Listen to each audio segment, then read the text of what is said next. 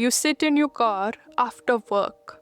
The engine is off, one hand on the door handle, and you don't move. Not because you're lazy, not because something's wrong. It's like your brain hit a limit before you did. And it's not just the car. You open a tab and forget why. Before your finger leaves the mouse, you read the same paragraph 3 times. You check your phone for no reason, and you know there's no reason, but you do it anyway. You're not unmotivated. You're not lazy. You're just scattered in a way that didn't used to happen. In this video, I'm not going to give you 10 productivity tips. I want to do something simpler. I want to show you why your focus feels different now. One mechanism, a few examples you'll recognize. Because once you can name what's happening, it stops feeling like a personal failure. Here's the twist. This isn't a character flaw. This is a system stuck in overload protection. Think of your attention like a device with limited power. It can run a few processes at once. That's fine.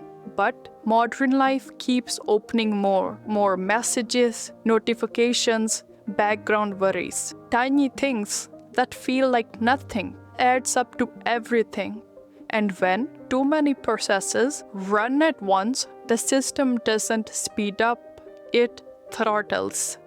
It starts dropping tasks, skipping depth, defaulting to whatever's cheapest, scrolling, checking, switching. Every time you switch tasks, your brain pays a fee, not a big one, but it adds up. By mid-afternoon, you are broke. And there's one more piece, working memory. The mental space where you hold what you're thinking about is tiny. You can hold maybe 4 things at once. That's it. So if that space is full of noise, focus doesn't disappear. It gets crowded out. Example 1, work. So you sit down to do something important, and within few minutes, you're pulled into small urgent things. One email, then another, then a message, then a quick search you forgot to do yesterday. An hour later, you have done a lot, but nothing deep, nothing that moves the needle. And the worst part is you start blaming yourself. Why can't I focus like I used to? But the pattern is predictable. More switching, less depth, more self-pressure. The trap tightens. Example 2, your phone. Even when you don't pick it up, the presence of it changes how you work. Not because you're addicted, because every notification, every light up, every vibration tells your brain that something else might matter more than what you are doing. So your attention never fully commits. It stays half ready, on standby. Like a computer that can't go to sleep because it keeps waiting for an interrupt. That's not peace, that's standby mode. Example 3 is the one people don't connect to focus. Relationships. When your attention is split all day, connection starts to feel thin. You are there physically, but mentally you are still running background processes. You listen, but you don't quite absorb.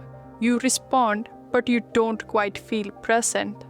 And life starts to feel like a blur. Not because life got less meaningful, because your attention stopped landing.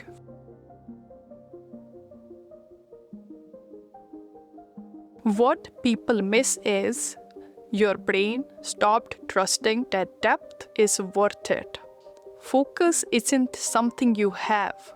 Focus is something your system allows when it believes you can stay. Depth requires a promise. I can stay here. Nothing urgent will pull me away. But modern life breaks that promise all day, every hour, sometimes every minute.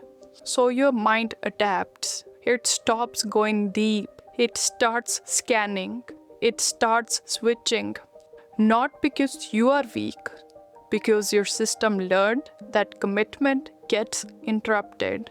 If you have been feeling like you can't focus, it might not be the motivation problem. It might be that your attention has been trained to live in partial mode.